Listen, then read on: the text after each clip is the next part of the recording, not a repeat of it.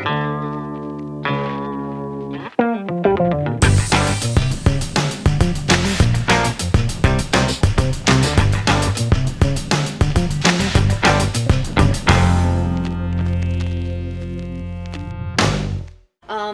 we move on to Escapees Club and mail forwarding? You know more about it. You're dealing with this. So. Okay.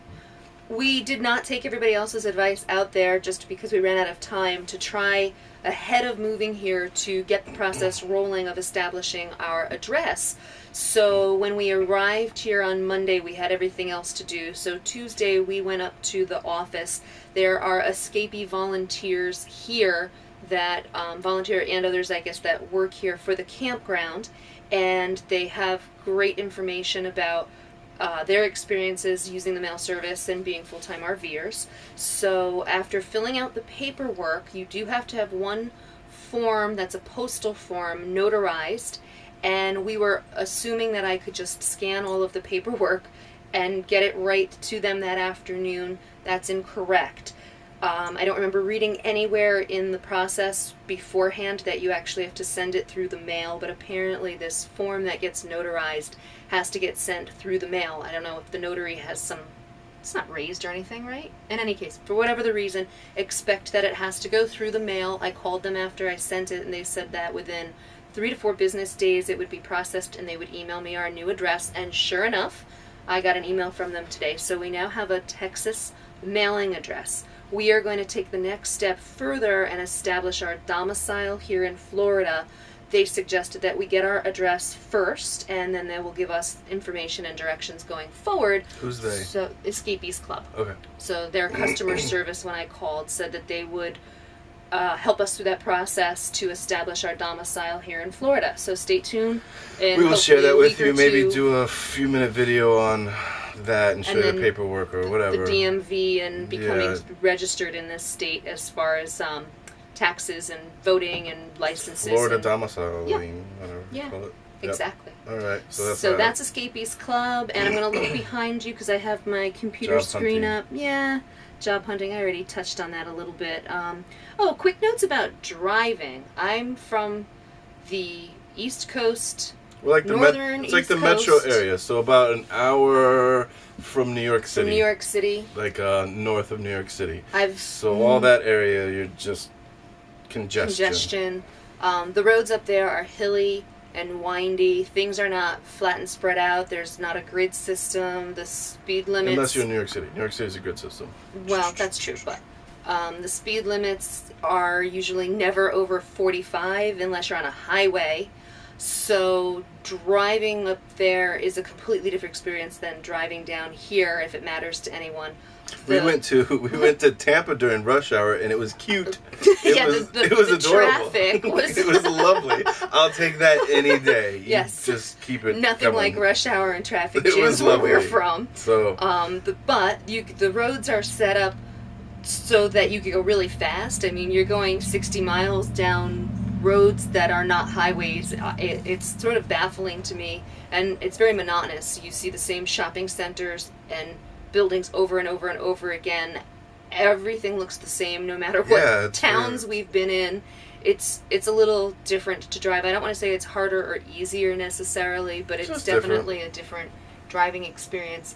Also on that topic of driving, pulling an RV around here, it was made for this. There's RVs all over the place. We don't have to worry about bridges, train trestles, any spaces that we can't fit in. All of the roads are accessible to us. So if you're an RVer and you're used to driving down here and you're headed to the Northeast, be prepared for a lot more difficulty driving and finding places to park and gas stations. Even through some of the highways, like going over, like if you're going up 95 and you have to go like over the GW Bridge, like that's kind of scary if you have a fifth wheel. Yeah. It's kind of scary if you have a car.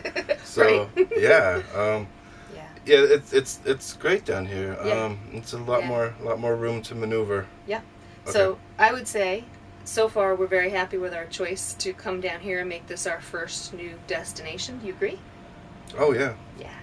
Yeah, and like as far as our campgrounds, what's it called? Sumter Oaks Campground. Sumter Oaks. All right, so this is kind of our review of it so far. Most of them are rigs. like big Class A rigs. There's the other majority, I guess, is they're in very nice fifth wheels. We're probably the smallest with the 26-foot travel trailer. I don't know that there's any other travel trailers. I haven't seen any. No, there's about but half they're a dozen small vans. Class Bs. Yeah, they're Class Bs, but they're like pleasure ways, which are they're not they're still $90,000 vehicles. Yeah. They're not like vans though. No, that's true. But it's quiet.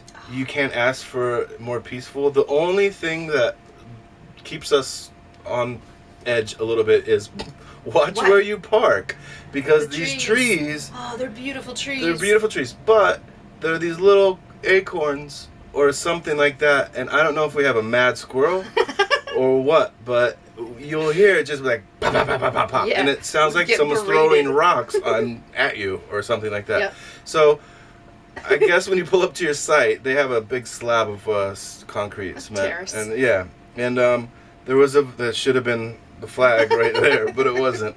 But there's just it was all filled with these little nuts, and so just be aware. If I don't know if it does any damage to your roof. I hope not. I hope not. But we're only here for a month.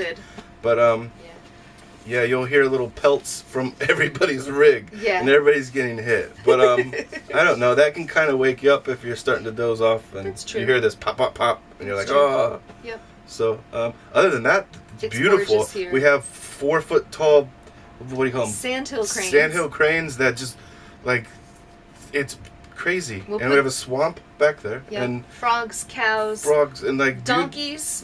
Donkeys over here, cows over here, swamp. And it's beautiful. What am I gonna say? Wi-Fi. Wi-Fi. Wi-Fi's awful. Love this place. Exactly. But it's Don't limited. rely on Wi-Fi. Don't rely on Wi-Fi. And like I said, most of the people have the very nice rigs, so they have their own little. Well, they have their satellites, but they also have like their MiFis and their little hotspots. But we haven't done that yet. We're kind of waiting for our contract, another time. Right. But we haven't done that yet. But yeah, and the majority of them are probably retired. We're definitely the youngest ones here. Which it's fine, but dog friendly. They have a great dog run here. Yeah. I've never seen that so far in the other places. They have like a little dog fenced in kennel run area, and you can really let them. Great. Yep. Stocked with tennis balls and it's a little watering a watering stand. Little watering stand for them. So it's really nice. Again, the Wi-Fi, not so. It don't even count on that. There's a library about 7.5 miles down the street. Limited hours. Which is another thing. We don't see. We hear. I subscribe to a lot of like full timers on YouTube. I don't hear any of them saying anything about libraries. We parked yesterday, like on Sunday, this library is closed. We pulled our van right outside the library, and we had high-speed Wi-Fi. Right. No problems. We uploaded these videos YouTube videos. Yeah. And there was probably like 2 or 3 other people who were doing it, locals. But go to the library. Yeah. You don't have to go to Starbucks if you don't want to. Go to a library. It's quiet. Yeah. Deal with that. I don't know. Throw that out there. Yeah. Anyway, all right. Am I talking too much? No, all right. I think that's it though, right? We recapped the things we wanted to share. Oh, I guess as we go, we're learning the whole YouTube thing. So, subscribe if you want, if you like us, and it'll get better, we promise. But yeah.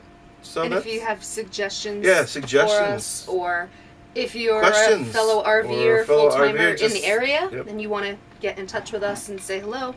Or share something that you did around here, or a place that you stayed that you loved, that'd be great too. We'd love any suggestions or advice from all of you guys already doing this. But be nice. Yeah, we don't tolerate. Nice. We don't tolerate. This is all for good. So if you're a smart ass, you're out. We read so many comments on other people's blogs, and it's just ridiculous. So that's not what this is about. Right. So if you don't have anything nice to say, don't say anything at all. Right. Exactly. All right. That's a good note to end on. I think so. Get out there, everybody. Have fun. Yay! All right. Bye. Bye.